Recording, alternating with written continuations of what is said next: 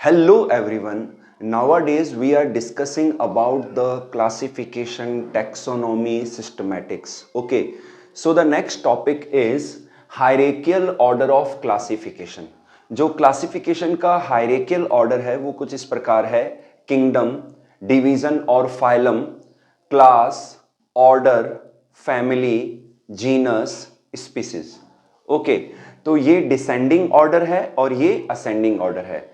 सबसे ज्यादा जो डिसिमिलैरिटीज हैं वो किंगडम के लेवल पर पाई जाती हैं और सबसे ज्यादा जो सिमिलैरिटीज हैं वो स्पीसीज के लेवल पर पाई जाती हैं। किंगडम के बाद में जो डिवीजन है ये प्लांट्स के क्लासिफिकेशन में यूज किया जाता है और जो फाइलम है ये एनिमल्स के क्लासिफिकेशन के लिए यूज किया जाता है। अब हम बात करेंगे कि जो स्पीसीज है,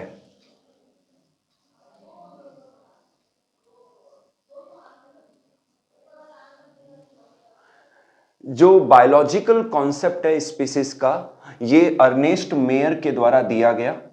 अर्नेस्ट मेयर के द्वारा दिया गया।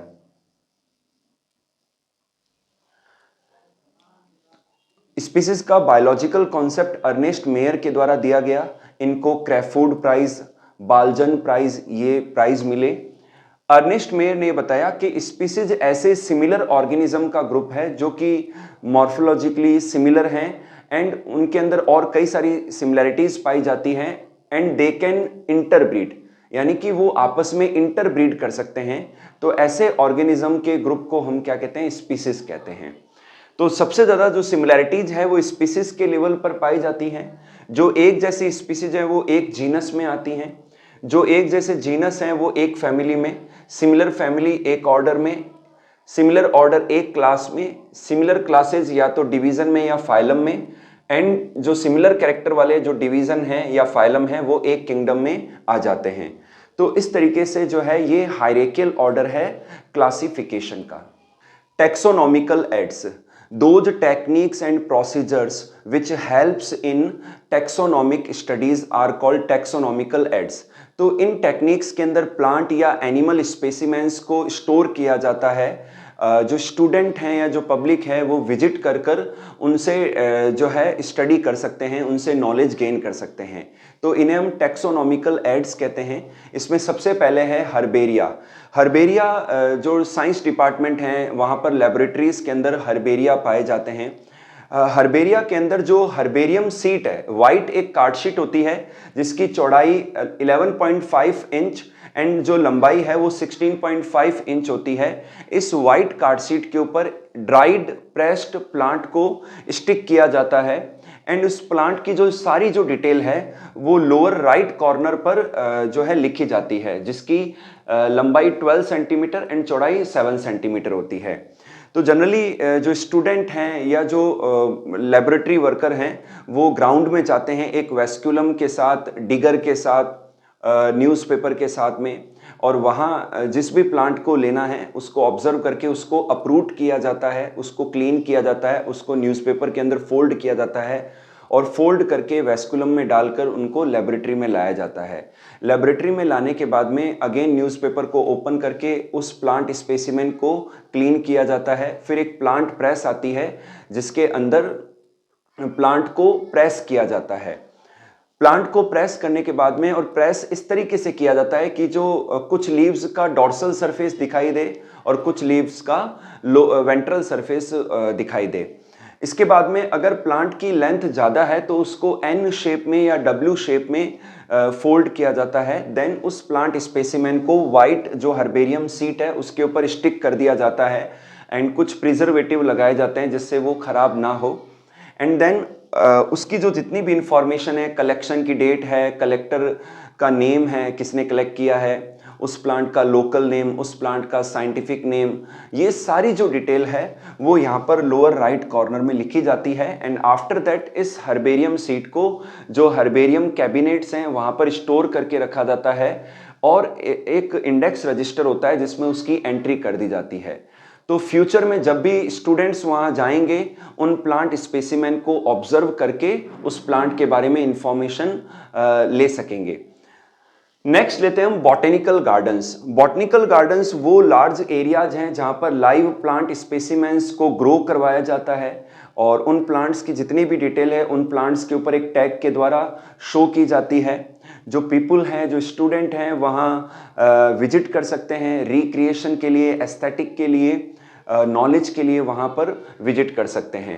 कुछ फेमस बॉटेनिकल गार्डन्स हैं जैसे कि रॉयल बॉटेनिकल गार्डन, ये क्यू लंदन इंग्लैंड के अंदर है। इंडियन बॉटेनिकल गार्डन ये शिवपुर हावड़ा कोलकाता के अंदर है। इंडियन बॉटेनिकल रिसर्च इंस्टीट्यूट ये लखनऊ में है। इसके बाद में बात करते हैं जूलॉजिकल पार्क्स की। जूलॉजिकल पार्क्स के अंदर जो लाइव वाइल्ड एनिमल्स हैं उनको प्रिजर्व किया जाता है, वहाँ रखा जाता है, उनको नेचुरल हैबिटेट जैसा एनवायरनमेंट क्रिएट करके प्रोवाइड कराया जाता है। उनकी नेचुरल कंडीशन की बजाय आर्टिफिशियल कंडीशन में रखने के बाद उनको ब्रीडिंग करवाई जाती है एनिमल ब्रीडर्स के द्वारा। और इस तरीके से जूलॉजिकल पार्क्स के अंदर जो वाइल्ड एनिमल्स हैं रखे जाते हैं। जो पब्लिक हैं, जो स्टूडेंट्स हैं, वहाँ विजिट कर सकते हैं और उन एनिमल्स के बारे में इंफॉर्मेशन ले सकते हैं। नेक्स्ट लेते हैं म्यूजियम्स। म्यूजियम्स ऐसी जगह है जहाँ पर plant specimens and animal specimens सभी को डिस्प्ले में रखा जा सकता है। वहाँ पर जो प्लांट के स्पेसिमेंस हैं वो भी डिस्प्ले में रखे जाते हैं। एनिमल स्पेसिमेंस में आर्टिफिशियल यानी कि जो एनिमल की स्किन है उनके अंदर फिलिंग करके स्टफ्ड एनिमल को वहाँ डिस्प्ले में रखा जाता है। जो ड्राइड पार्ट हैं एनिमल के उनको डिस्प्ले में रखा जाता है म्यूजियम्स में। जो स्केलेटन हैं, जो बोन्स हैं, उनको वहाँ शो किया जाता है म्यूजियम्स के अंदर। तो इस तरीके से म्यूजियम के अंदर stuffed animal, dried plant specimens या जो ड्राइड एनिमल स्पेसिमेंस हैं या जो स्केलेटन्स हैं उनको शो किया जाता है। इसके अलावा जो इंसेक्ट्स हैं उनको पिन करके वहाँ शो किया जाता है। इसके अलावा म्यूजियम्स के अंदर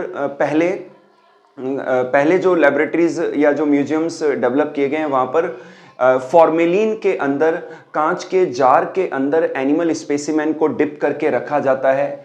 फॉर्मेलिन एक फिक्सेटिव है जो एनिमल की डेड बॉडी को एज इट इज रखता है। तो उनके अंदर प्रिजर्व किए स्पेसिमेंस भी म्यूजियम्स में रखे जाते हैं।